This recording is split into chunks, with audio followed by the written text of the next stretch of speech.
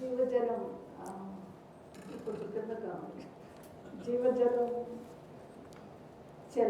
చలంగాన్ని అంటే అసలు ఒక చలంగాన్ని ప్రేమిస్తే మామూలుగా ఉండదు ఆ ప్రేమ.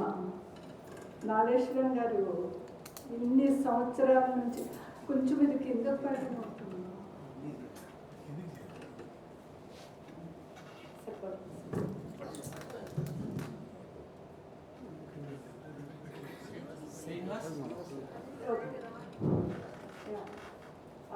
ఇన్ని సంవత్సరాల నుంచి ఆయన క్రమం తప్పకుండా పౌరాణిక భాషలో చెప్పాలంటే ఒక వ్రతం చేస్తున్నట్టు, ఒక యజ్ఞం చేస్తున్నట్టు చాలా శ్రద్ధగా ప్రేమగా ఈ సమావేశాల్ని శంకరం గారు చేస్తూ ఉంటారు.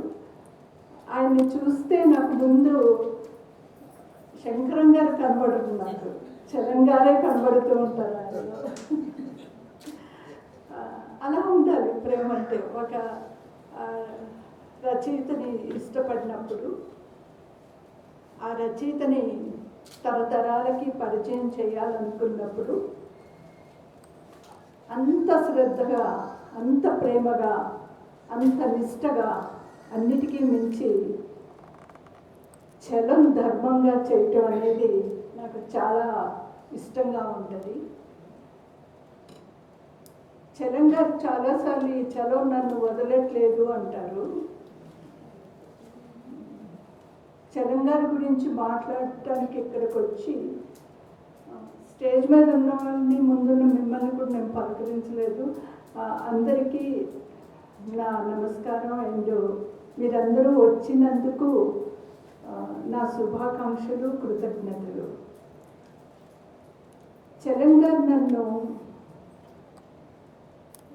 చాలా చాలా చిన్నప్పుడు నా కళ్ళు ఇలా ఇప్పేటప్పటికి, నాకు కొంచెం ఊహ తెలిసేటప్పటికి నా ముందు ఉన్నది విశాలమైన సముద్రం. నాకు అది బాగా గుర్తున్న ఇమేజ్. దాని ఎదురుగుండానే చలం గారు ఉండేవారని నేను కొంచెం పెద్ద అయ్యాక నాకు చెప్పారు. ఆయన ఉన్నప్పుడు నాకు తెలీదు. చలం గారిని ఫస్ట్ పుస్తకం నాకు ఎక్కడ దొరికిందంటే, మా ఇంట్లో మా చిన్నాన్నగారు ఆయన క్లాస్మేటు ఒక పుస్తకం గురించి తగాదా పడి, చిచ్చి నువ్వు ఇట్లాంటి పుస్తకాలు చదివితే అసలు నేను నీతో మాట్లాడను అని ఆ అమ్మాయి చర వెళ్ళిపోయింది. ఏంట ఈ పుస్తకం అని, అప్పుడు ఏ పుస్తకం కనిపిస్తే ఆ పుస్తకం చదవటం అలవాటు. ఆ పుస్తకం చదివేసినట్టు ఊరుకోకుండా ఆ తర్వాత ఫేవరెట్ రైటర్ స్కూల్లో అడుగుతారు కదా రాయమని, ఎప్పుడైనా చలం గారి గురించే రాస్తే ఏమైందంటే వెంటనే మా ఇంటికి ఒక చీటీ వచ్చింది. మీ అమ్మాయిని సక్రమంగా మీరు పెంచట్లేదు, ఇంత చిన్నప్పటి నుంచే ఇట్లాంటి చాలా చెడు అలవాట్లు వస్తున్నాయి అని. వాళ్ళకి అర్థం కాదా ఏం చేశానా నేను అని. స్కూల్ మానేసావా, క్లాస్ మానేసావా, ఏం చేసావా అంటే నేనేం చేయలేదు అంటే, మొత్తానికి వాళ్ళు వెళ్ళి అడిగారు ఏం చేసింది అంటే, చూడండి ఏం రాశారు అని. ఆ టీచర్ మళ్ళీ మా ఇంటికి వచ్చి మా ఇంట్లో వాళ్ళని, మా పేరెంట్స్ని, మా గ్రాండ్ పేరెంట్స్ని కూర్చోబెట్టి పిల్లల్ని ఎలా పెంచాలి, ఏం అందుబాటులో ఉంచాలి, ఏం ఉంచకూడదు అన్నది చాలా చెప్పారు. నాకు అది చెప్తుంది అర్థమవుతుంది, కానీ నేను చేసిన పొరపాటు ఏంటో నాకు అర్థమే కాల. ఆ పుస్తకం మైదానం, అందులో నాకు అప్పటికి అర్థమైంది, నాకు చాలా నచ్చింది. చింత చెట్ల నీడల్లోంచి ఇట్లా అల్లుకుపోయినప్పుడు ఆ కింద నీడలు పట్టాన్ని చాలా అద్భుతంగా రాస్తారు చలం గారు. ఆ భావుకత నాకు చాలా చాలా నచ్చింది. ఆ తర్వాత ఎప్పుడో నాకు దొరికిన పుస్తకము జీవితాదర్శం. నాకు ఎంత వెర్రుండేదంటే, ఆ భీమిలి రాళ్ళు ఉంటాయి కదా సముద్రం ఒడ్డున, ఇది చలం గారు ఇక్కడేనా ఆయన చెప్పింది, ఆ దేశికాచారి ఇక్కడే నడుచుంటాడా, ఈ ఇసుకలోనే నడుచుంటారా, లాలస్ ఇక్కడే ఉంటుంటుందా, ఎవరైనా టూరిస్టులు కొంచెం తక్కువ, కానీ ఎవరైనా బయట నుంచి వచ్చిన వాళ్ళు, ముఖ్యంగా బెంగాల్, ఒడిస్సా అటు నుంచి వచ్చే వాళ్ళు అక్కడ నడుస్తుంటే ఎవరైనా టోపీ పెట్టుకుంటే ఈయనే నా దేశికాచారి అన్నట్టు ఉండేది నాకు. అంత పిచ్చి. మొత్తానికి ఆయన 8-9 నవళ్ళు చదివేశాక నేను ఒక పోయం రాసా. అది పురాణం గారు చూసి, యాక్చువల్లీ మా బామ్మగారు ఆయనకి చూపిస్తే ఆయన పట్టుకెళ్ళి జ్యోతిగా వేశారు. అలా నా మొట్టమొదటి కవిత ఆంధ్రజ్యోతిలో కే పద్మ పేరుతో పురాణం గారు వేస్తే వచ్చింది. అది చలంగారు మీద రాసిన, నాయకుల మీద రాసిన కవిత. సో అదేదో ఒక దుర్ముహూర్తంలో నన్ను అలాగా ఆవరించారు. ఇప్పటికీ వదలట్లేదు. 100 ఏళ్ల చలం జరుగుతున్నప్పుడు, ఆ దినోత్సవాలు జరుగుతున్నప్పుడు, ఆయన జయంతి అప్పుడు స్త్రీ మీద ఢిల్లీలో మాట్లాడా. అప్పుడు రమాదేవి గారు ఉన్నారు, వచ్చిన తర్వాత ఆవిడ నన్ను ఇలాగ ముందుకు లాక్కొచ్చి, అప్పుడు కూడా ఇదే సమస్య మాట, చలం ఎందుకు అని అడుగుతూ ఉన్నారు. నేను అంటే ఆమె తన ఉద్యోగ నిమిత్తం రాస్తున్న డ్రాఫ్ట్స్లో చలంగారు ఎక్కడ ఎందుకు పనికొచ్చారో ఆవిడ చెప్తూ, ఇప్పటికీ కూడా చలంగారు ఇంత చిన్న జనరేషన్, అంటే ఇప్పుడు వచ్చిన ఈ యువతిని కూడా అంతలా ఇన్స్పైర్ చేశారంటే ఆయన ఇంకో 100 ఏళ్ళైనా ఉంటారు అని ఆ రోజు రమాదేవి మేడం గారు స్టేజ్ మీద చెప్పారు. సో ఆల్మోస్ట్ అప్పటికి ఇప్పటికి ఒక 20 ఏళ్ళు గడిచిపోయాయి కదా సార్. 94. ఆ తర్వాత నేను చలంగారి ప్రేమ లేఖల మీద వరంగల్లో ఆర్ఎస్సీలో మాట్లాడినప్పుడు నా ముందు కాళోజీ గారు ఉన్నారు, వాళ్ళ సోదరుడు ఆయన ఉన్నారు. కాళోజీ గారు ఎంత సున్నితమైన మనస్కులు, ఎంత అద్భుతమైన మనిషి, ఎన్ని నేర్చుకుంటాం ఆయన నుంచి. ఆయన వచ్చి అక్కడ కూర్చొని ఆ రోజు చలంగారు గురించి జరుగుతున్న సభలో నేను ప్రేమలేఖల మీద మాట్లాడినప్పుడు ఆయన కళ్ళంపట నీళ్ళు వచ్చాయి. ఆయన చాలా ఎమోషనల్, మీ అందరికీ తెలుసు విషయం వచ్చినప్పుడు. అప్పుడే అదే మీటింగ్లో నాకు విశ్వం గారు పరిచయం అయినారు. ఆయన కూడా ఆ మీటింగ్కి వచ్చారు. ఇందాక మీకు చెప్పిన విశ్వం గారు.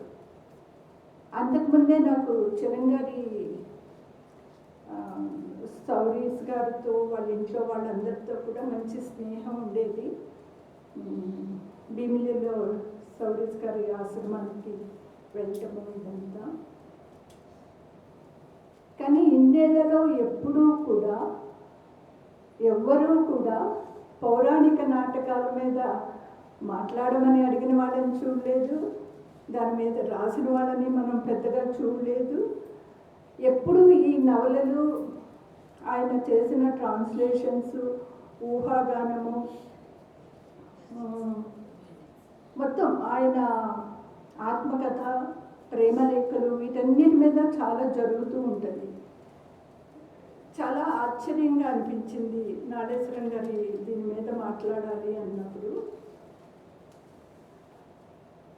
అరుణ పబ్లికేషన్ వాళ్ళు వేసిన పుస్తకాలు ఎప్పుడు మన హ్యాబిట్స్లో, అప్పుడు విశాలాంధ్ర పబ్లికేషన్స్ ఉండేది కదా, వెళ్ళినప్పుడు ఎప్పుడు కనిపించినా పుస్తకాలు తీసుకుంటూ ఉండేదాన్ని. అందరికీ ఇవ్వటము, మన దగ్గర పెట్టుకోవటము. అలా అప్పుడు నాటకాలు కూడా చదువుకున్నా. ఇప్పుడు మళ్ళీ తిరిగి ఆ నాటకాలని చదువుతూ ఉంటే నాకు నేనే చాలా ఆశ్చర్యపోయా.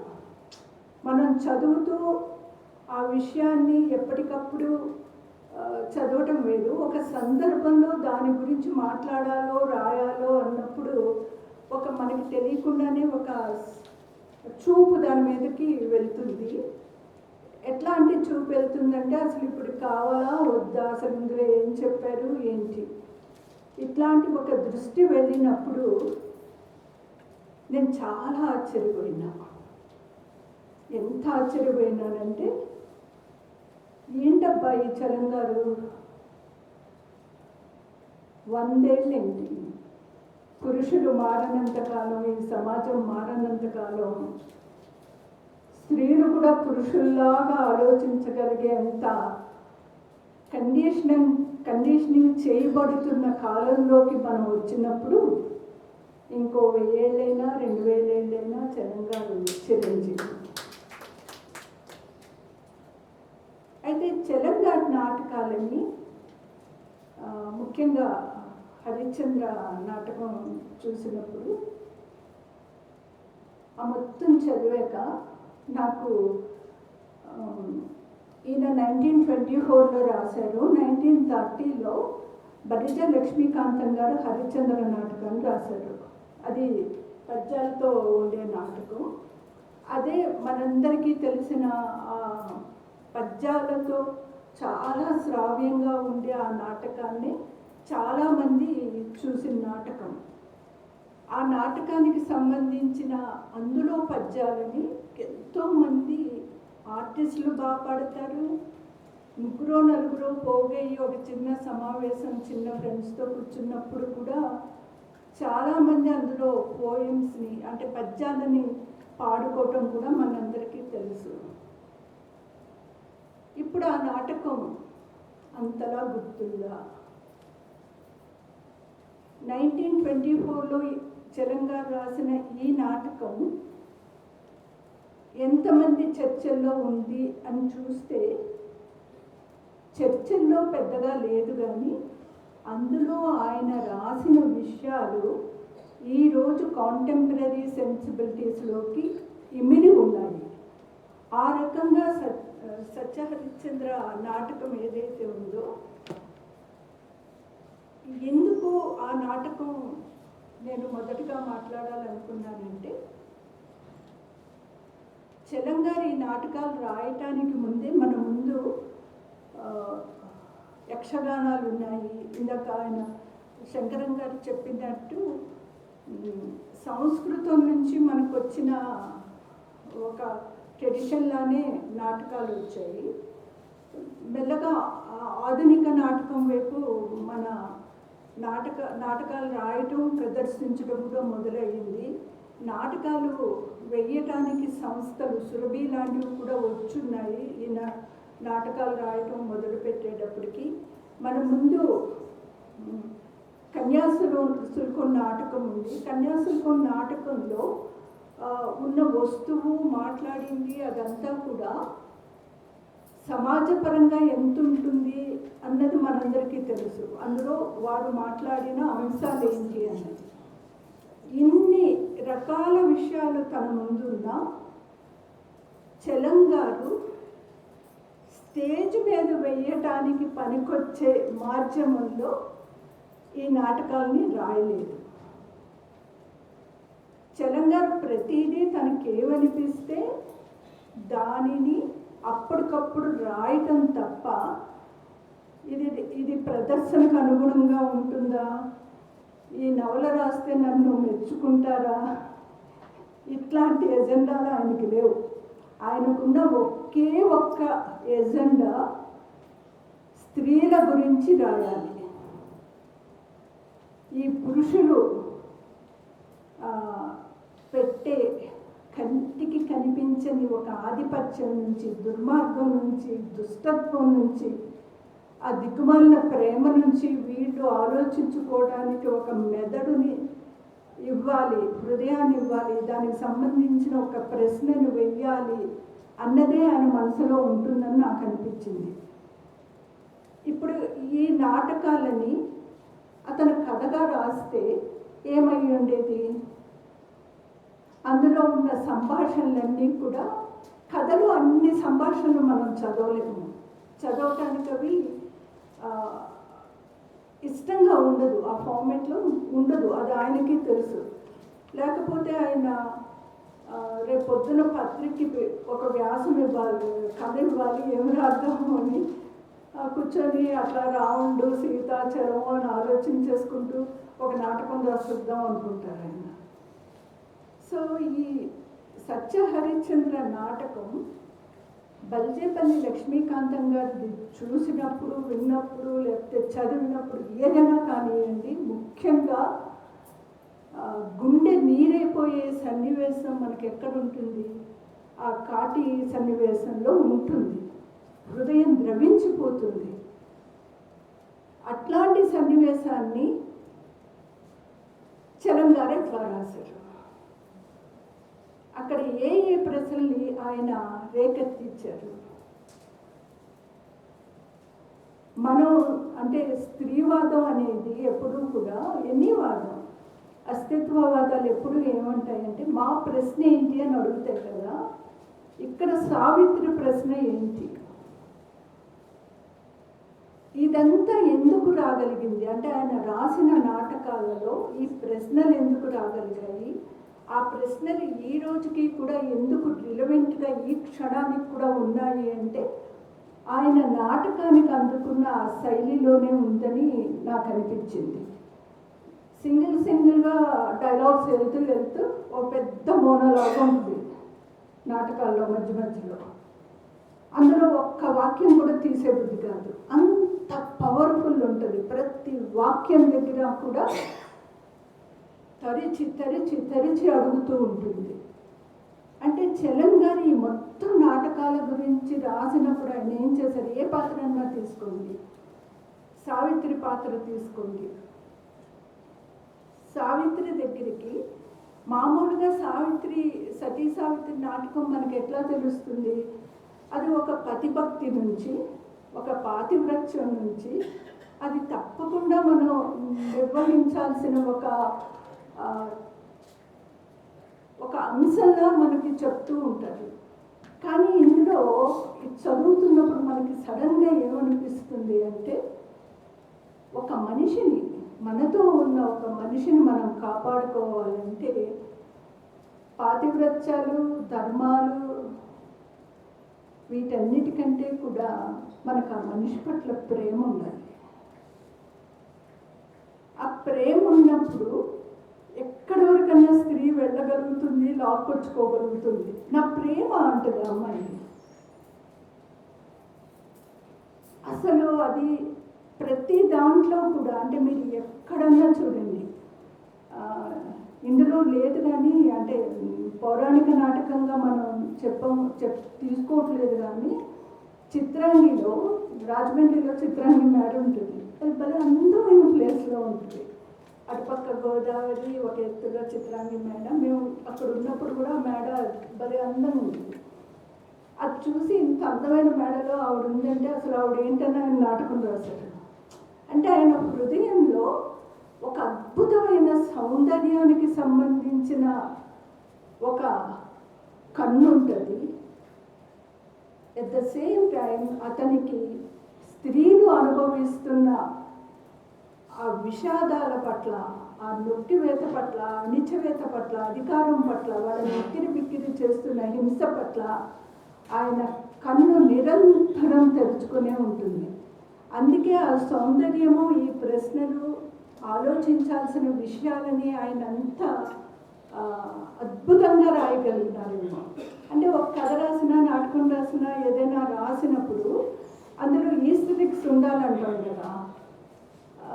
ఆ ఈస్థెటిక్స్ అనేవి ఎంత అద్భుతంగా ఈ నాటకాల్లో ఉంటాయంటే, నేను యూనివర్సిటీ వాళ్ళు ప్రతి వాళ్ళ దగ్గర స్టేజ్ ఇవి ఉంటాయి కదా, ఏంటి థియేటర్ ఆర్ట్స్ ఉంటాయి కదా, వాళ్ళ సిలబస్లో ఎక్కడ నాటకాలుగా చలం గారి ప్రస్తావన లేదు. నేను మళ్ళీ ఈరోజు మీటింగ్ వస్తూ కూడా కనుక్కున్నా, ఉన్నాయా, ఎక్కడైనా మాట్లాడతారా, ఈ నాటకాలు ఉన్నాయా అని. లేవని చెప్పారు. సో ఈ నాటకాలను ఎవరైనా స్టేజ్ మీద వేశారా? లేదు. ఎందుకని వేయలేకపోయినారు? మనకు ఆ నటులు లేరా? ఇందాక శంకరన్ గారు చెప్పినప్పుడు యూనివర్సిటీలో ఈ నాటకాలు వేసినప్పుడు స్టూడెంట్స్ విపరీతంగా ఇష్టపడినప్పుడు దాన్ని ఎంజాయ్ చేసినప్పుడు దీన్ని ఒక నాటకీకరించాలి అన్నది ఎందుకు అనుకోలేపారు. ఫెమినిస్ట్ నాటకం అని చెప్తే ఎవరైనా వేయాలన్నా రాయాలన్నా తెలంగాణ రాసిన ఈ నాటకాల కంటే గొప్ప ఫెమినిస్ట్ నాటకం ఏమీ లేదు. అంత గొప్ప నాటకాలు. తరువాత అందులో రేడియోలో అన్నీ వచ్చాయి అంటే ఒక పురూరవు మాత్రమే వచ్చింది. ఇప్పుడు జయదేవ తీసుకుంటే అందులో జయదేవుడు అంటే జయదేవుడిని మనం పౌరాణిక నాటకంలో తీసుకోవట్లేదు, కానీ అది రేడియోకి కూడా ఎంత అనువైన నాటకమో చెప్పలేము. అందులో మ్యూజిక్ ఉంటుంది, ప్రశ్నలు ఉంటాయి, పశ్చాత్తాపం ఉంటుంది. ఆ జయదేవుడు ఎవరినైనా చూస్తే ప్రేమించకుండా ఉండలేని తను ఉండి దాంట్లోంచి పద్మావతికి నేను మాట ఇచ్చాను, నేను మరో పరస్త్రీని ప్రేమించకూడదు అని అనుకుంటూనే ఎటు ప్రేమించేస్తూ ఉంటాడు.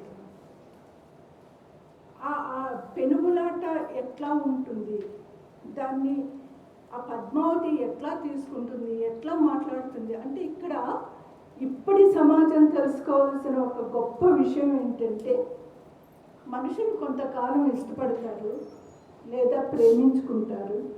ఏదో ఒక కారణం చేత మనుషులు ఒకరి నుంచి ఒకళ్ళు విడిపోతారు. విడిపోవలసిన సందర్భాలు వచ్చి ఉంటాయి.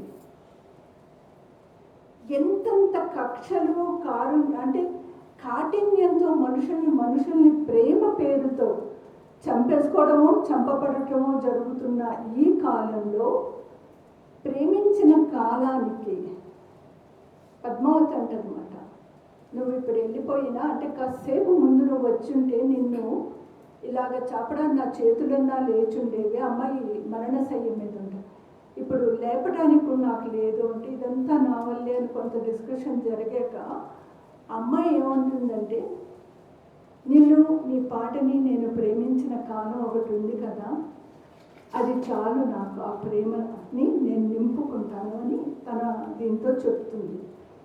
అట్లాంటి మానసికమైన ఎదుగుదల ప్రేమ పట్ల పిల్లలకి వస్తుందా, ఉందా, పెద్దాళ్ళకు ఉందా, గౌరవించుకోవటం ఉందా, మన ప్రేమల్ని మనం గౌరవించుకోవటం ఉందా? అదే ఉంటుంటే ఇన్ని పరువు హత్యల్ని మనం చూసుండేవాళ్ళం కాదు, యాసిడ్ అటాక్స్ని మనం చూసుండేవాళ్ళం కాదు.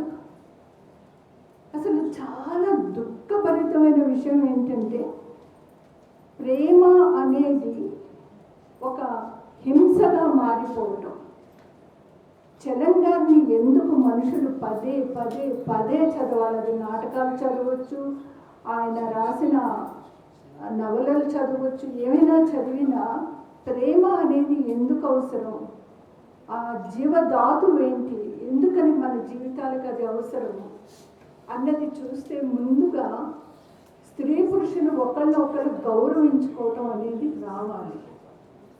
ఇప్పుడు పొద్దాక పుస్తకాన్ని పట్టుకుంటారు, మైదానాన్ని పట్టుకొని ఏం చెప్తారు, అమ్మో చలం లేచిపోమన్నాడు, లేచిపోయాక రాజేశ్వరి ఏమైపోయింది, వీళ్ళ భయాలు అంతే, వీళ్ళ పెళ్ళాలు లేచిపోతారో పక్కింటి కూడా లేచిపోతారో అని భయాలే. కానీ ఒక ఆపుకోలేనంత మోహం మనుషుల మధ్య ఉన్నప్పుడు, ఒక మనసులో ఉన్నప్పుడు ఆ మోహం ఎట్లాంటి ధైర్యాన్ని, ఎట్లాంటి సాహసాన్ని ఇస్తుంది, దానివల్ల వచ్చే పర్యవసానాలు ఏవైనా ఉంటే ఆ మనిషే ఎలా ఎదుర్కోవాల్సి వస్తుంది అన్నది మైదానం చదివితే ఒక విషయం అందరికీ అర్థం అవ్వాలి. ఏంటంటే ఇప్పుడున్న పిల్లలందరికీ కూడా, ముఖ్యంగా స్త్రీలకి, అంతకంటే ముఖ్యంగా పురుషులకు అర్థం అవ్వాల్సింది ఏంటంటే మన స్వేచ్ఛ ఏదైతే ఉందో అది మన ఎదుగుదలకి ఉపయోగపడాలి తప్ప, మన ఎదుగుదలకు ఉపయోగపడాలి తప్ప అది మనల్ని హింసించడానికి ఒకరికి అవకాశం ఇచ్చేటట్టుగా మన స్వేచ్ఛ ఉండకూడదు అన్న విషయం తెలుసుకోగలగాలి. ఇక నాటకాల దగ్గరికి 2 నిమిషాల్లో నాటకాన్ని అంటే తెలంగాణ పట్టుకుంటే ఏవేవో వస్తూ ఉంటాయి నాకు ఇట్లాగే.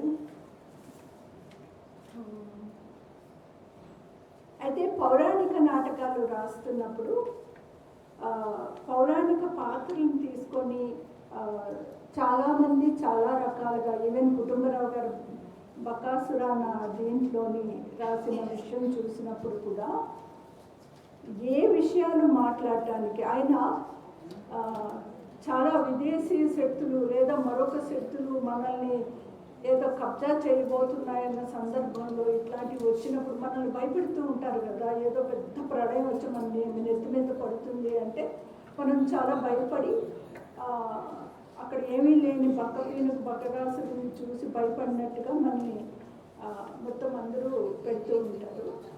అయితే తెలంగాణ రాసిన ఈ నాటకాలలో శైలి అనేది మనం చూడాలి అంటే ముఖ్యంగా నాటకం రాయటానికి ఉండవలసిన ఏవో నియమాలు అప్పటి వరకు ఏర్పరచుకునేవేవి కూడా ఆయన పెద్దగా పాటించలేదు. అది ఒక స్టైల్, ఆయన స్టైల్. అది ఆయన చెప్పాలనుకున్నది బలంగా డైలాగ్స్లో చెప్పారు. పంచ్ డైలాగులు అంటారు కదా, అసలు ఇక్కడ ఉన్నన్ని పంచ్ డైలాగ్స్ ఇంకెక్కడ ఉండవు. సినిమా మొత్తం ప్రపంచం వెతికితే రేపటి నుంచి వాళ్ళు ఇవే వెతుక్కుంటూ తిరుగుతూ ఉంటారు. అన్ని డైలాగ్స్ ఉంటాయి. డైలాగ్స్ ఒకటే కాకుండా తెలంగాణ పెనుగులాట ముందు నుంచి కూడా మన లోపల ఉన్న మరో మనిషిని, ఆ మనిషితో మనం మాట్లాడుకోవటం ఎలా, మన ప్రశ్నలు ఏంటి, మన జవాబులేంటి, మన జీవితం ఏమిటి అని చెప్పటానికి ఆయన అది పురూరవులో చెప్తారు, శశాంకలో చెప్తారు, సావిత్రి, ఇట్లా అన్ని నాటకాలలో ఆయన చెప్పినప్పుడు ఈ పెనుగులాట అనేది ఆయన ప్రధాన వస్తువు అయినప్పుడు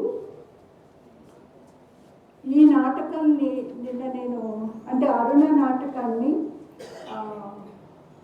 ఎప్పుడది రాజీవ్ వాళ్ళు వేశారు కదా, త్యాగరాజు కాన్సెప్ట్లో వాళ్ళు వేశారు. అప్పుడు మీరే వేశారు అసలు అది అరుణ నాటకాన్ని రాజీవ్ని అనంతవీళ్ళు రాసినప్పుడు అది ప్రదర్శించారు. అసలు ఇప్పుడు మన రత్న పాఠక్ వీళ్ళందరూ, షబానా ఆజ్మీ గారు వాళ్ళందరూ స్టేజ్ మీద చదువుతూ చేస్తున్నట్టు ఈ నాటకాలని గొప్ప మాడ్యులేషన్ తోటి చదివే కార్యక్రమాలు నెలకొకటన్నా మనం చేసుకుంటే బాగుంటుందేమో. చాలామంది మంచిగా చదవగలిగే వాళ్ళు మనకి చాలామంది ఉన్నారు.